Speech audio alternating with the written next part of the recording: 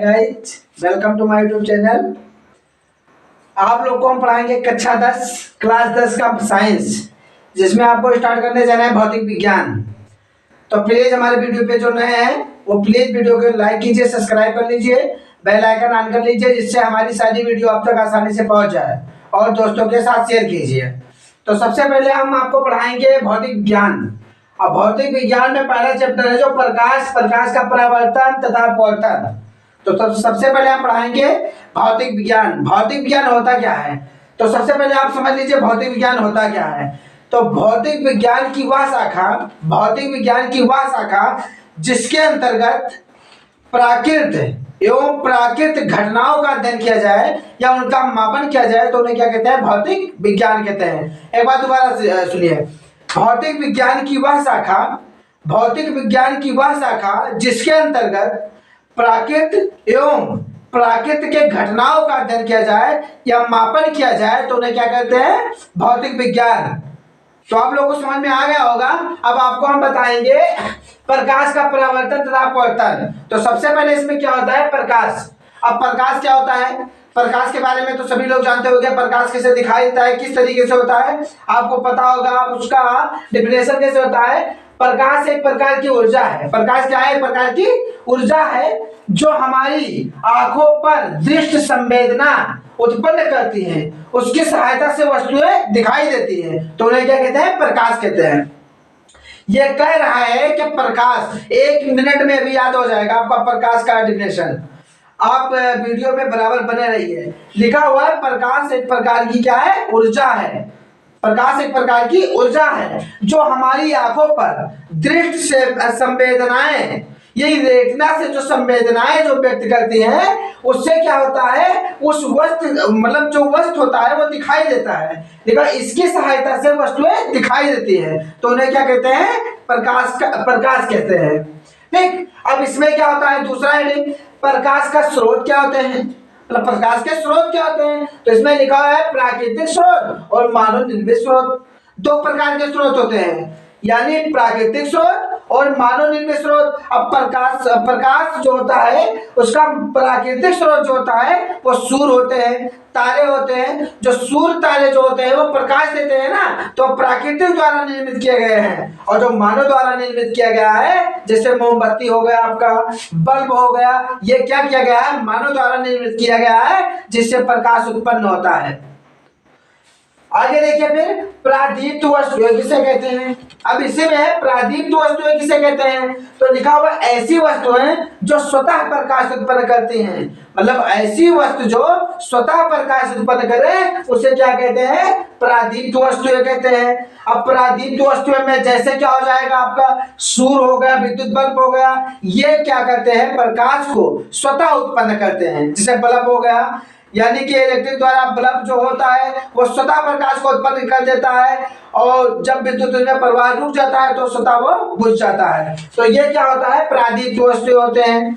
फिर लिखा हुआ है अदीप्त वस्तुएं किसे कहते हैं? ऐसी वस्तुएं जो स्वतः प्रकाश उत्पन्न नहीं करती हैं, जैसे चंद्रमा में, ये स्वतः प्रकाश उत्पन्न को नहीं करती हैं, इसीलिए इन्हें कहते हैं अदीप्त वस्तुएं।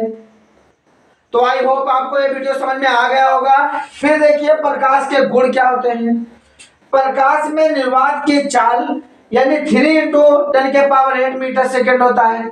ये बहुत इंपॉर्टेंट है, आपको एमसीक्यू बेस में पूछा जाता है। इसमें बोलता है कि प्रकाश में निर्वात की चाल बराबर कितना होता है, तो इसमें ऑब्जेक्टिव में पूछता है तो आपको ये लगाना होता है कि प्रकाश में निर्वात की चाल बराबर 3 × 10⁸ मीटर सेकेंड होता है। इसके गुण, दूसरा गुण देख लीजिए आप, प्रकाश सरल रेखा में चलता है। प्रकाश जो होता है वो एक सरल रेखा में चलता है, बराबर रेखा में चलता है। फिर तीसरा देखिए, पारदर्शी माध्यम जैसे कांच हो गया, वायु हो गया, आदि से गुजरता है। यानी कि जो प्रकाश होता है वो पारदर्शी माध्यम। पारदर्शी किसे कहते हैं? पारदर्शी जैसे कांच हो गया, वायु हो गया, इसमें क्या करती है? आर पार हो जाती है। क्या होते हैं? आर पार हो जाती है। और इसमें एक और लिख दीजिए आप, चौथा गुण लिख दीजिए कि अपारदर्शी किसे कहते हैं?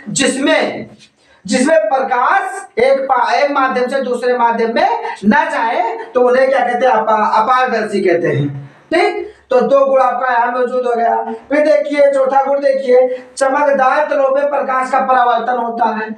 यानी कि चमकदार तल पे कोई चमकदार तल है, मान के लीजिए ये चमकदार, ये बोर्ड चमकदार तल है, जब इसमें प्रकाश का जो है डाला जाएगा प्रकाश, तो ये क्या हो जाएगा, वापस आ जाएगा, तो यहाँ पे हो जाएगा प्रकाश का परावर्तन हो जाएगा। फिर चमकदार तलों पे प्रकाश का परावर्तन होता है, यही बात बताया गया है कि प्रकाश में प्रकाश का चार्ज होता है वो परावर्तन होता है, जैसे बोर्ड बना हुआ है। अब इस पे किसी टार्च को यदि लगाया जाए तो उसका जो है लाइट जो है वापस हो जाता है, तो उसी को कहते हैं प्रकाश का परावर्तन। अब देखिए इसमें लिखा हुआ है दृश्य प्रकाश की तरंगदैर्घ्य। अब ये भी क्वेश्चन बहुत इंपॉर्टेंट है, एमसीक्यू में पूछता है कि दृश्य प्रकाश की तरंगदैर्घ्य बराबर कितना होता है, 3900 से 7800 तक होता है।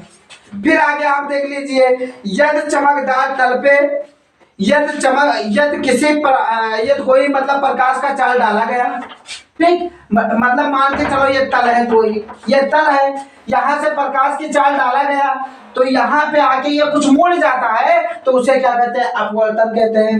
बस यही 2 बात आपको समझाना है कि परावर्तन किसे कहते हैं, अपवर्तन किसे कहते हैं। तो इसमें प्रकाश का आपको बता दिया कि प्रकाश एक प्रकार का ऊर्जा है, जो क्या होता है, हमारी आंखों को, रेटिना को दृश्य संवेदनाएं व्यक्त करती हैं, उन्हें प्रकाश कहते हैं। दूसरा परावर्तन किसे कहते हैं, यदि किसी चमकदार तल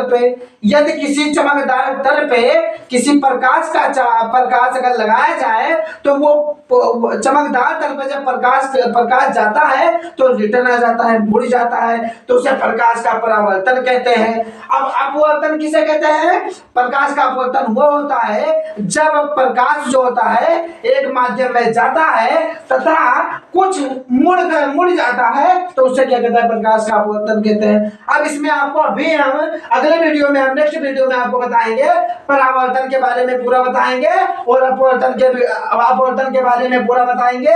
तो हमें लग रहा है, आई होप आपको ये वीडियो पूरा समझ में आ गया होगा। तो प्लीज वीडियो को लाइक करते रहिए और कमेंट करके बताते रहिए।